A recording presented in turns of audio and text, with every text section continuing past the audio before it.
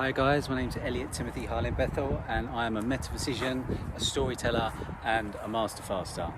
And today I would like to tell you a story or paint a picture for you in regards to how I believe reality is created.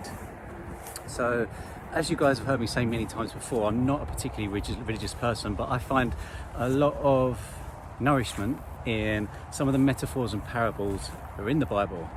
And I want to talk about one specific today, which is, in the beginning there was the Word, and the Word was God, and the Word was with God.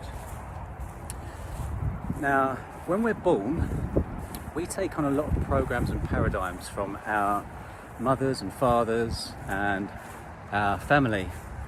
In particular, as you know, I do a lot of fasting. One of them is food. We're fed 3 times a day. We're put to bed at a certain time of day, and this then becomes an unconscious or subconscious habit. We then, for the rest of our lives, until we decide to change, eat 3 times a day, which puts us in a system of buying food a certain amount of times. That food then can create certain illnesses or health benefits, which then will lead on to certain pharmaceuticals being needed. But we can choose to step out of these programs and paradigms. But I'd like to paint the picture for you that when we're born, the first word that we ever speak could possibly lay a foundation or sow the seed for your reality. The word abracadabra means I create from when I speak. Now, everything we see in our reality is created from thoughts, feelings, speaking, because this brings things from 5D into 3D. And therefore creates our reality.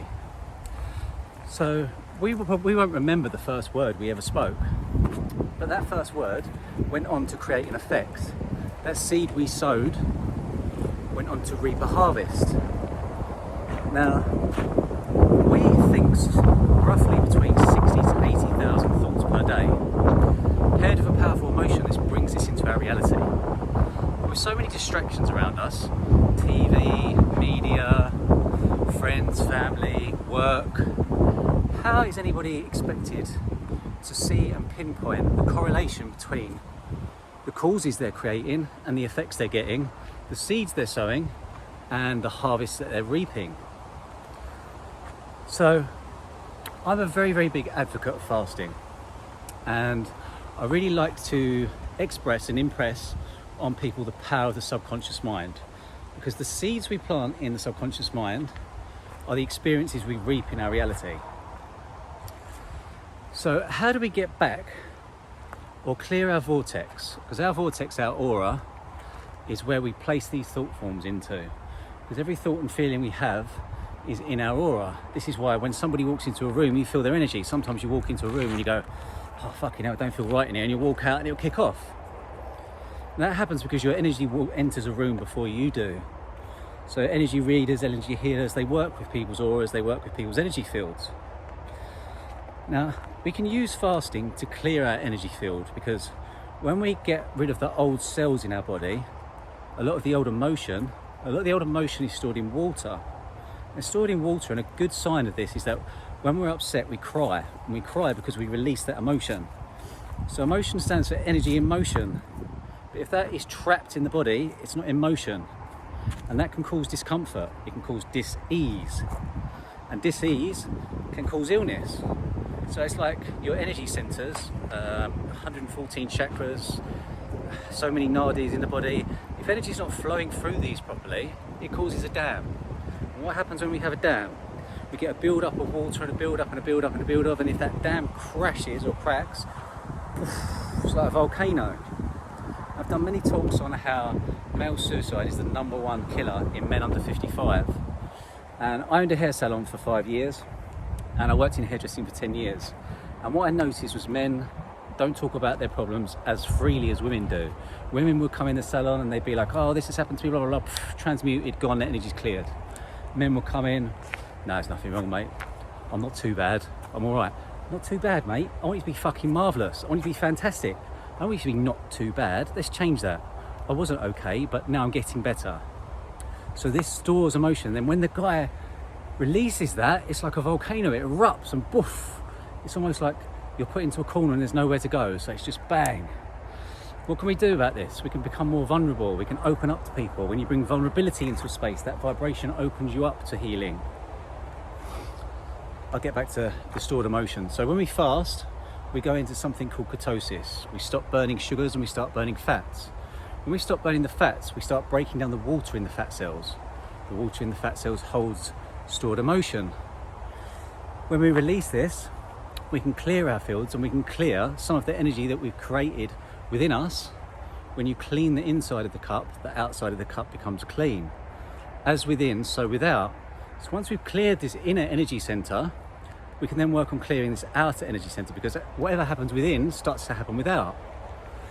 So this is when we start to work through all the fault forms and the energies that we put into our field.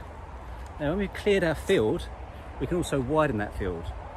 Now there's chains of thought that the human energy field, or aura, or torus field, when it's in a state of fear, is 3 inches away from the body. So that means that your vibrational protection, your vibrational force field, is that close to you, which leaves not a lot of scope for protection. They say that when you're in unconditional love and gratitude, it can be 9 meters away from you. So that vibrational field of unconditional love and light, which nothing can enter apart from similar vibrations, is 9 meters from you. So that force field is now, your protection is now that far wide of you. And we can expand this through breath work, through breathing in and breathing out, breathing in and breathing out, and then clearing this energy field. Once this is cleared, we can then start to bring in energies. And we bring in energies through thoughts and emotions. So when I say to you, bring in a happiness emotion, we sit here, we center ourselves, we take a few deep breaths. We smile. When we smile, we automatically feel happier. You can feel that energy coming in now just from you smiling. Once you bring that energy into your field, it's in your field. We then say we'd like this to be in our field for a little bit longer. We sit with it for around 19 seconds. When we sit with it 19 seconds, think of a thought that makes you happy. When you had your first child, when you bought your first house, when you got married, any of these things, hold on to that feeling, that emotion, and we're now bringing that into the field. Once we've brought that into the field, we can then release it, because this body, this vessel, is a transponder and a receiver. We're constantly sending out things into our vortex when we're thinking, when we're talking, when we're constantly busy, when we're touching, tasting, hearing, smelling and seeing things. We're constantly seeing these things and sending out signals. When we go into a meditative state or a receptive state, this is when we can start to receive the things that we have been placing into our field. What I see and what I've noticed with humanity is that too many people don't stop thinking. If there's one illness or disease that is rife on the planet, it is too much thinking, because they're either watching the news, watching the TV, which is just pumped full of fear vibration, or they're buying things on the internet they don't need to impress people they don't even know, with money they don't even have at the time. So if we were to just stop thinking for a little bit and go into a meditative state, clear our fields, start placing what we want in our vortex: health, prosperity, happiness, joy, unconditional love, holidays, cars, houses, whatever you want. Place these things into your field and then release them and let them go, and meditate. Because if you're going to constantly keep thinking about these things, you're constantly sending out a signal and you're never going to receive anything. But then when you go into the meditative state, with all the fasting that you clear, this is now a clear channel. There's no blockages anymore. So that energy can come through you, it can pass, and it can create what you want. I'm going to start doing more videos. I've been very, very slack, and I've been working on myself a lot for the last 6 months, where I've stopped doing videos. I'd really like for you guys to come and to follow and support the causes that I'm creating. If you'd like to know more about what I do, or metaphysics, or energy healing, Rouhani, or fasting, please do message me. And by following these causes that I'm creating, I'm hoping that we can all create and experience better, more enjoyable, healthier, more prosperous effects. I hope you've enjoyed this video. Please do share it with anyone that you think would benefit from it. Sometimes I do leave bits out. I tend to write these videos up and then channel what comes through. So please do go through the writing below, and feel free to comment, share, and have an absolutely spectacular, marvellous, fabulous day. Mwah! Namaste.